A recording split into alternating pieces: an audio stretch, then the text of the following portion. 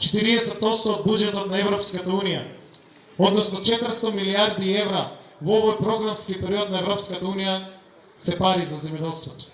Со самиот влез во Европската Унија, субвенциите кон земјоделците не одат од националниот, туку доаѓаат од парите на буџетот на Европската Унија. Тоа се пари на европските даночни обврзници кои што ќе ги добиваме. Само неколку примери ќе дадам. Со влезот на Бугарија во Европската Унија, Бугарија доби 9 милиарди евра за рурален развој. Со влезот на Хрватска во Европската Унија до денес има добиено близу 3 милиарди евра за рурален развој. Ние имаме 60 милиони евра на располагање во моментот преку ИПАР програмата, ако што се наменети за рурален развој. 10 пати ќе бидат повеќе средствата кои што ќе ни бидат на располагање и во програмата за рурален развој, а субвенциите на земјоделците ќе доаѓаат од европските фондови. Со самото добивање на покана за членство во НАТО, Министерството за земјоделие денеска преговара со точно 52 компании кои што се заинтересирани за влез во Македонија, за отварање на преработувачки капацитети, за модернизација на агро и земјоделскиот сектор, за нова технологија, за нови иновации во земјоделскиот сектор.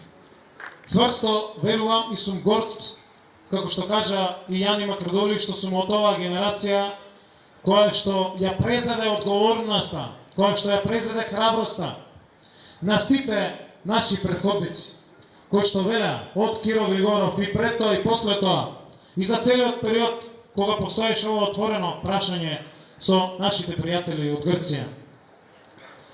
Ја преземавме одговорноста на оваа генерација заради тоа што друга историска шанса нема. Заради тоа што времето е сега. Заради тоа што на сите овие великани, на сите политички партии кои што и денес екзистираат во Македонија, има унифициран став.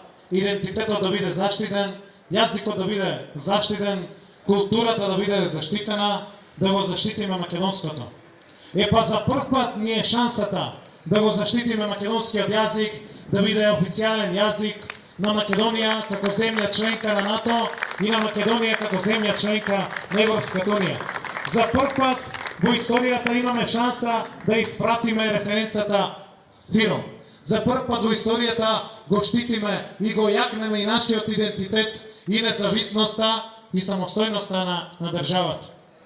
И затоа сум убеден дека граѓаните, младите, возрастните, пензионерите, работниците, земјоделците на 30 септември оваа историска шанса ќе искористат, ќе излезат за Европска Македонија и ќе заокружат за Европска Македонија. Благодарам на вниманието, да сте живи и здрави. На 30 септември ќе славиме за Европска Македонија. Македонија ќе го оствори својот сон да биде земја членка на НАТО, да биде земја членка на Европската Унија, да биде развиена, перспективна Европска Македонија. Благодарам на сите.